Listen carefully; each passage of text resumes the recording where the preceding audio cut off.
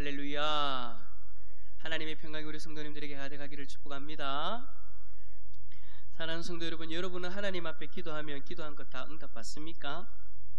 우리가 기도를 하다 보면 어떨 때는 하나님이 침묵하시는 그런 기도들이 많이 있잖아요. 제가 우리 교회 와서 참 이런 이야기들 참 많이 한 것 같아요. 왜냐하니까 하나님 앞에 응답받지 못하는 기도가 있다라고 우리가 생각해서 그것 때문에 우리가 참 힘들 때가 많이 있기 때문이죠. 분명히 주님의 이름으로 기도를 하면 하나님이 우리에게 좋은 것으로 응답해 주신다라고 하셨는데, 왜 어떤 기도에 있어서만큼은 하나님이 침묵하는 것처럼 느껴지는 걸까요? 우리는 그것에 대해서 궁금증을 가지면서 어떨 때는 시험에 들기도 하고요, 또 어떨 때는 그것을 잊어버리거나 포기하면서 그렇게 살아가기도 합니다. 하나님이 응답하지 않는 그 뜻을 알지 못한 채 살아간다라는 거예요. 빌리 그레함 목사님은 왜 하나님이 우리의 기도에 응답하지 않으십니까? 라는 그 질문에 관련해서 이렇게 대답하십니다.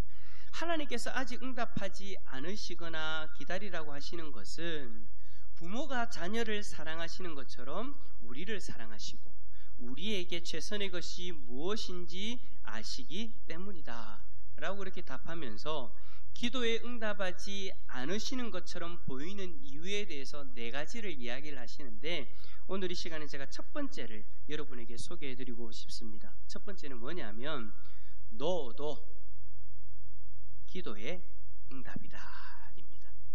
빌리 그레함 목사님이 이렇게 이야기하시는 거예요. 우리는 종종 기도의 응답을 예스라고만 착각한다. 그러나 반드시 기억해야 될 것은 너도 거절하는 것도 기도의 응답이다라는 것을 기억해야 된다라고 말입니다. 정말 그렇죠. 우리는 기도할 때 하나님 앞에 뭘 원합니까? 예스만을 원합니다. 그래서 내가 기도할 때에 예스라고 하시면 하나님이 응답하신 것으로 받아들이지만, 노의 응답이 오면 하나님이 침묵하시는 것으로 받아들인다라는 것이죠. 그래서 하나님이 살아계시지 않는다, 하나님이 나를 사랑하지 않는다라고 그렇게 받아들이는 거예요. 하지만 빌리 그레함 목사님은 너라도 응답하시는 것, 또한 하늘에 계신 우리 하나님이 확실히 우리를 사랑하시기 때문이다 라고 그렇게 말씀하세요. 여러분, 오늘 우리가 함께 읽은 본문에 나오는 바울도 이와 같은 고백을 하고 있는 겁니다. 바울도 하나님 앞에 거절당한 기도의 제목이 있다라고 그렇게 이야기해요. 그렇게 위대해 보이는, 그렇게 대단해 보이는 바울도 여러분 하나님 앞에 기도했는데 다 응답받을 것 같은 그 바울도 하나님께서 거절하신 기도의 제목이 있다라는 거예요. 그게 뭘까요? 7절과 8절 한번 읽어볼까요? 7절과 8절입니다. 시작.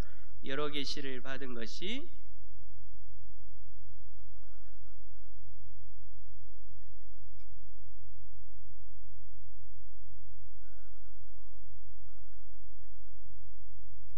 이것이 내게서 떠나가게 하기 위하여 내가 3번 주께 간구하였더니. 아멘.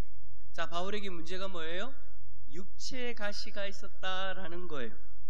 이 가시가 무엇인지에 대해서는 바울이 정확히 드러내지 않기 때문에 우리가 정확하게는 알 수 없어요. 하지만 많은 학자들이 그가 사용한 가시라는 이 헬라어 단어를 가지고 여러 가지를 한번 유추해 봅니다.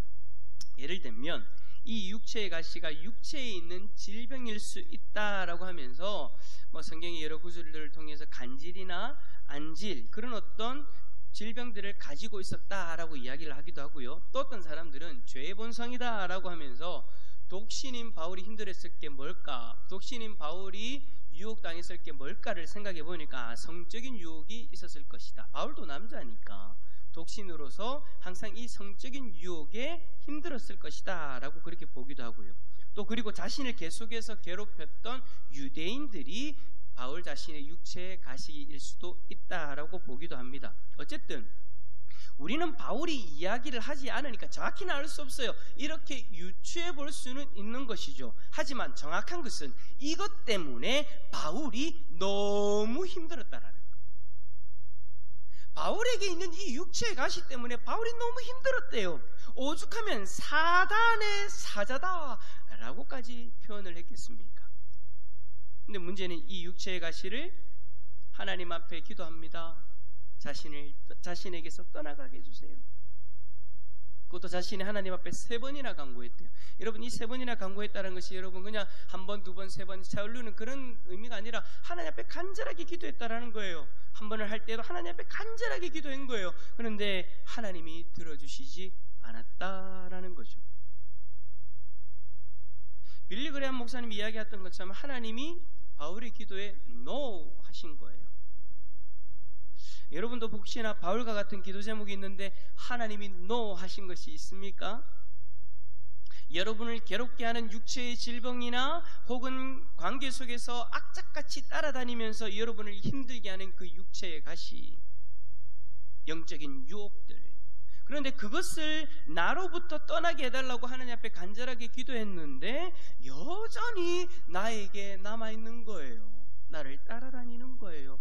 해결되지 않고 낫지 않는 거예요. 이렇게 이야기하는 저도 육체의 가시가 있습니다. 저도 이 육체의 가시를 보면서 바울처럼 그렇게 고백해요. 뭐라고 고백해요? 나로 하여금 너무 자만하지 않도록 하나님께서 나에게 남겨주신 것이다 라고 그렇게 고백합니다. 그래서 이것 때문에 더 겸손해질 수 있도록 해주신 것, 그것도 압니다. 그런데 여러분 너무 힘들어요. 저에게도 있고 여러분에게도 있는 그 육체의 가시, 그것 때문에 너무나 힘들어요. 그래서 솔직한 심정으로 이게 좀 떠나갔으면 좋겠어요. 이것 때문에 내가 자만하지 않고 이것 때문에 내가 교만하지 않다, 하나님이 나에게 남겨주신 것이라는 거 너무나도 잘 알지만 너무나도 힘들어서 하나님 앞에 조심스럽게 기도해요. 하나님, 그것도 제가 알겠는데, 이 가시를 남겨두신 이유 제가 알겠는데 솔직히 너무 힘들어요.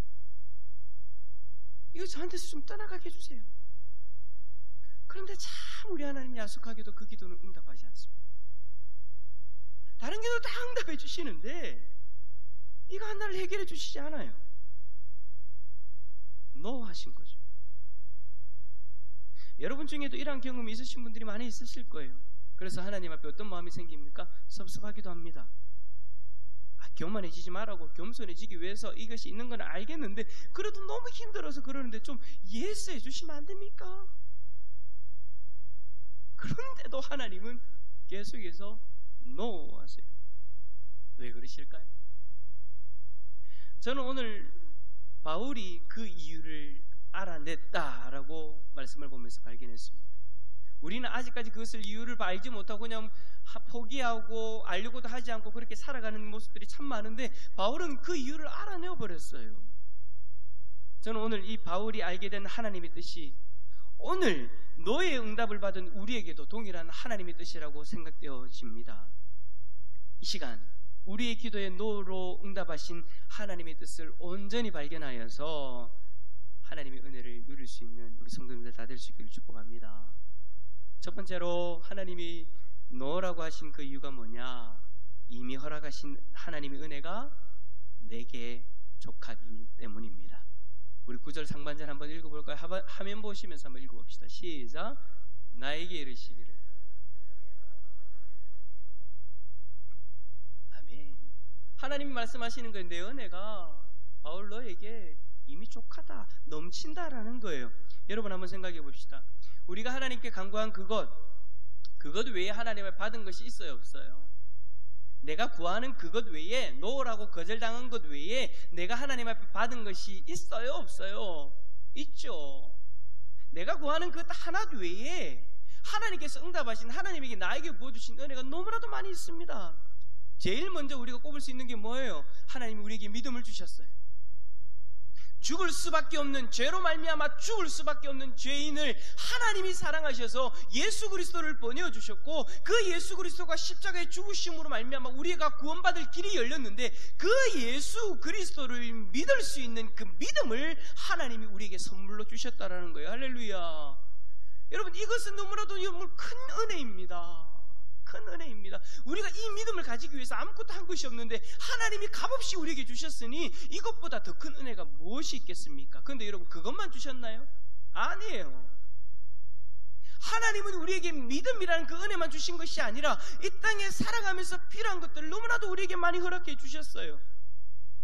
내가 구하는 것 한 가지만 노라고 이야기하셨지, 그 외에 우리가 돌아보면 받은 것들이, 하나님의 받은 것들이 족하다라는 것입니다.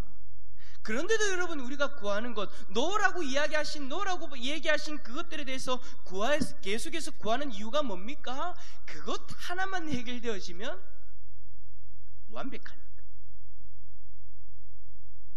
하나님이 나에게 주신 수많은 것들이 있는데 이거 하나만 해결되어지면 완벽할 것 같아서 계속해서 기도합니다. 다른 거 다 됐어요. 오케이. 근데 이거 하나만 해결되지 않으니까, 이거 하나가 해결되지 않으니까 너무나도 힘든 거예요. 이거 하나만 해결되어지면 완벽할 것 같은데 이거 하나가 해결되지 않으니까 하나님 앞에 계속해서 기도하는 거죠. 이거 하나만 해결되어지면 완전히 건강해지는 것 같고, 이거 하나만 해결되어지면 영적으로도 완벽해질 것 같으니까 하나님 앞에 조금 더 구하게 되는 거죠. 근데 하나님은 그걸 노하세요. 그리고는 바울에게 말씀하셨던 것처럼 이미 내가 너에게 준 것이 족하다 라고 말씀하신 것이죠. 그런데 참 이걸 인정하기가 어렵습니다. 그래서 우리는 하나님 앞에 이야기하는 거죠. 나에게 이미 주신 은혜가 족하긴 합니다. 부족한 건 아니에요. 내가 구원받은 이 은혜 얼마나 큽니까? 하나님 감사합니다. 이 정도면 좋게요. 내가 살아가면서 누리고 있는, 이 땅에서 누리고 있는 수많은 것들 하나님 감사합니다. 그런데요, 하나님, 요것만 예수 좀 해주세요. 요것만 예수해 주시면 내가 하나님 더 잘 섬기고요, 요것만 예수해 주시면 내가 기도도 더 열심히 할 수 있을 것 같아요 라고 하나님 앞에 뭐합니까? 딜하는 거예요. 요것만 해결되어지면 완벽할 것 같으니까 하나님, 요것만 해결되어지면 더 열심히 하나님 사랑하고요, 더 열심히 주를 위해 살아갈게요. 우리는 하나님 앞에 딜을 하죠. 근데 여러분, 이 마음이 결국에서 뭐에서 기인하는 걸까요? 이 마음, 결국에는 우리 욕심이죠. 내가 받은 것으로서 만족하지 못하고 더 완벽하게, 더 풍성하게 만족하기를 원하는 그 우리의 욕심. 그런데 여러분, 우리에게 하나님이 그것을 예수해 주시면 우리가 만족할까요? 하나님을 더 잘 섬기고 기도도 더 열심히 하고 예배도 더 잘 드릴까요? 그렇게 할 수 있을까요? 죄송하지만 아니에요. 우리가 기도하는 그것이 해결된다고 해서 여러분, 우리는 만족하지 않습니다. 또 다른 부족한 뭔가를 찾아내고 또 하나님 앞에 딜을 하겠죠. 이미 나의 손에 든 것들이 있는데도 만족하지 못하면서 기도의 응답으로 새롭게 들려지는 그것이 이전 것으로 지나가면 또 다른 것에 욕심을 부리게 되어져 있다라는 거예요. 그게 여러분 솔직한 우리의 모습이지 않습니까? 이것만 해결되면 하나님 더 잘 섬길까요? 그게 해결되면 또 다른 것이 눈에 들어오게 되는 거예요. 그것 가지고 또 하나님과 딜을 하게 되는 거예요. 하나님은 그런 우리에게 지금의 은혜에 만족할 수 있어야 된다라고 그렇게 말씀하고 계시는 거예요. 사랑하는 성도 여러분, 지금 우리에게 주신 은혜도요, 이미 충분합니다. 근데 충분하다라고 여기지 않으니까 문제가 되는 거예요. 그러니 하나님이 우리의 기도에 혹시나 노를 하신다면, 사랑하는 성도 여러분, 시험 들지 마시기 바랍니다. 나에게 충분히 부어주신 그 은혜를 바라보고 만족하며 감사할 수 있기를 축복합니다. 절대 여러분 이거 하나만 해결되어지면 모든 것이 해결되어진다, 여러분 그건 절대 하나님 주시는 마음이 아니에요. 사단이 주는 마음입니다. 지금의 것에 만족할 줄 알아야 하나님이 그 위에 더 부어주시는 것에도 우리가 만족할 수 있는 줄 믿습니다. 두 번째로, 너라고 하시는 하나님의 뜻은요, 하나님의 능력이 약한 데서 온전하여지기 때문입니다. 9절 상반절 다시 말씀을 보면서, 화면을 보면서 읽어볼까요? 시작. 나에게 이르시기를.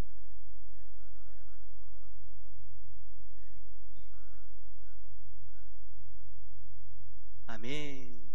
여러분, 우리는 이 땅에서 하나님을 드러내야 되는 하나님의 백성인 줄 믿습니다. 그런데 우리를 통해서 하나님이 어떻게 드러나실까요? 우리의 완벽함을 통해서요? 아니요. 우리가 완벽하면은요, 하나님 드러날 틈이 없어요. 우리가 완벽하면은요, 우리는 누구를 드러내고 싶을까요? 나를 드러내고 싶어해요. 솔직히 그렇잖아요.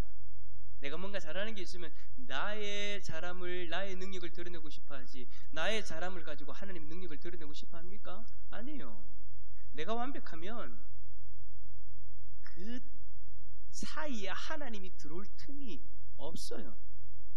근데 우리가 약하면요, 나 자신이 약하다라는 것을 알고 내 주위 사람들이 나의 육체에 가시가 있다는 것을 알아요. 그러면 나 자신을 드러내지 못하죠. 왜? 내가 약하니까. 내가 약하니까 나의 것을 자꾸 숨기려고 해요. 그런 약함을 통해서 하나님이 일하시게 되면 어떤 일이 일어나요? 우리는 온전히 하나님의 능력을 드러낼 수 있는 거죠. 왜요? 내가 드러낼 게 없으니까. 여러분, 이스라엘 백성들을 구원한 그 출애굽시킨 그 모세도 마찬가지였잖아요. 자신이 능력이 없다고 하나님 앞에서 계속해서 하나님의 뜻을 거부했어요. 하나님 일을 맡으려고 하지 않았어요. 근데 하나님은요, 약하다고 나는 아무것도 아니라고, 나는 드러날 수 없다라고 이야기하는 그 사람을 굳이 들어가지고 사용하십니다. 왜요? 그 약함이 있어야 하나님이 드러나니까. 할렐루야. 그 약함을 통해서 하나님의 능력이 드러날 수 있으니까. 만약에 여러분, 완벽한 모세를 통해서 하나님이 일하셨으면 이스라엘 백성들을 다 이끌고 나서 그 모세가 누구를 드러내었을까요? 하나님, 자기 자신을 드러냈을 거예요. 그러나 자기 자신의 약함을 알았기 때문에 하나님이 하신 것이다라고 드러낼 수 있었다라는 거죠. 12 제자들도 마찬가지였어요. 하나같이 약한 사람들이었어요. 희한하게 예수님은 자기의 제자들을 선택하는데 다 하나같이 약한 사람들, 다 문제 있는 사람들, 세상에서 인정받지 못하는 사람들, 그런 사람들 다 뽑아요. 근데 여러분, 그 사람들 다 뽑았는데 그 사람들이 나중에 어떻게 돼요? 놀라운 기적을 해가면서 복음을 전합니다. 뿐만 아니라 성경에 나오는 모든 하나님의 그 쓰임받은 사람들이 다 그래요. 근데 여러분, 반대로 강한 사람들은 어땠어요? 하나같이 하나님 뜻대로 살지 않아요. 성경에 나오는 내가 좀 능력 있다, 내가 좀 잘났다라고 이야기하는 사람들은 어때요? 다 자기 뜻대로 살아요. 근데 여러분, 그게 성경만의 이야기입니까? 우리의 이야기도 하잖아요. 내가 뭔가 잘난 게 있으니까 내 뜻대로 살려고 하는 거잖아요. 하지만 나의 연약함이 있으면 어때요? 내가 아니라 하나님이 드러날 수밖에 없는 거죠. 사랑하는 성도 여러분, 우리의 약함은요, 결코 불행이 아닙니다. 우리의 약함은 하나님의 능력이 드러나는 축복의 통로인 줄 믿습니다. 그러므로 우리에게 하나님이 노하심으로 남겨진 가시가 있다면 실망하지 마세요. 하나님이 그 가시를 남겨두신 이유는 그 가시를 통해서 하나님의 능력을 드러내기 위함입니다. 이것이 인정되어지면 우리에게 놀라운 일들이 일어나는데 어떤 일이 일어나느냐? 9절 전체 한번 읽어볼까요? 9절 말씀 전체를 한번 읽어봅시다. 시작. 나에게 이르시기를